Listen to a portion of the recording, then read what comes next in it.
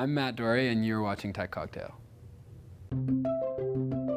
Tech Cocktail Conversations, candid insights from startup founders, entrepreneurs, and thought leaders from around the globe. My name is Matt. I'm an entrepreneur from San Francisco. I've been starting companies since I was a kid. Started programming when I was really young, when I was like 8 or 9, I think, and started a couple different businesses. And my most recent business was I was the founder of the first cloud-based practice management digital X-ray company in the dental industry. My first business was actually selling CDs. So I don't know if you guys remember, but when CD burners just first came out, they were about $1,000, and I knew I wanted one so desperately, and so I actually got a loan from my parents to get a CD burner. It was like $500 or $1,000, and then once I had CDs, I was making my own custom CDs, and every other kid at school had tapes.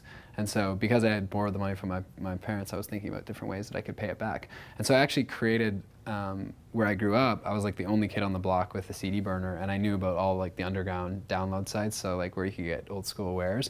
And so I actually just started making custom CDs, and I was selling them for 20 bucks a pop. And I remember all of grade 7, I just started making tons of cash selling custom CDs.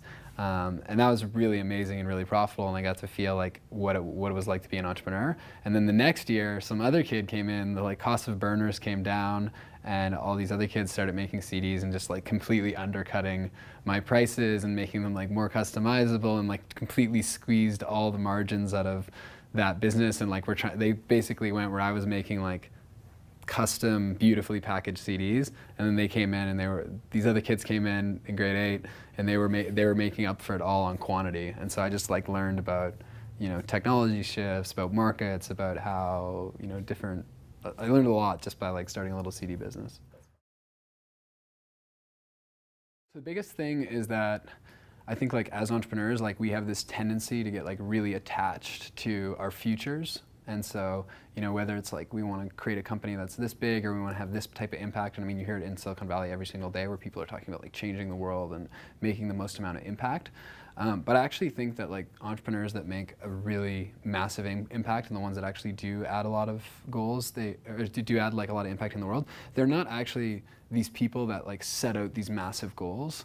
They're really people a lot of times that just fall in love with something, and they fall in love with their work, and they do that for a certain amount of time, and after 5 or 10 years of trying to be the best or trying to do their best work, that becomes something that was really amazing that they could never predict. And so I think it's easy for entrepreneurs to look at other entrepreneurs that have been successful and try to connect the dots backwards, but I think moving forward, that's not actually how it works. And so I like to think about things as rate-based goals.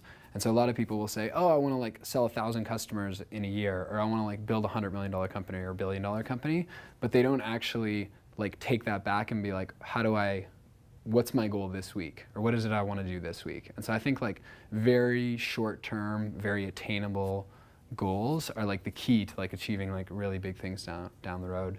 And then the other thing I would say is make goals around the stuff that make you happy. And if you can become more happy and you can become more engaged in your work, you're going to naturally produce better stuff. So I think the biggest, I don't know about actual trends, but I think there's this problem in Silicon Valley right now where people are looking 1 to 2 years out. And I think if you talk to venture capitalists, I mean, they're looking at what's important and what's hot right now.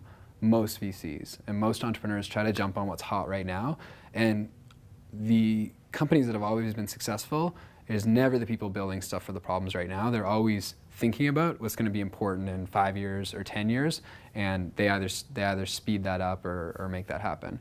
And so I think we're at an interesting time because a lot of the consumer market is the consumer market's completely inundated. Consumers have been inundated with so much choice, and I think now people are starting to get excited about getting back to solving real challenges. And I think with the internet and with the cost of software going down, it actually is possible to tackle some of these really big industries. So healthcare, education, government, all of those different things. And so I don't know if those are trends, but I would say I really hope that entrepreneurs focus more on trying to solve those problems, because those are really the industries like left to disrupt, these big monolithic organizations.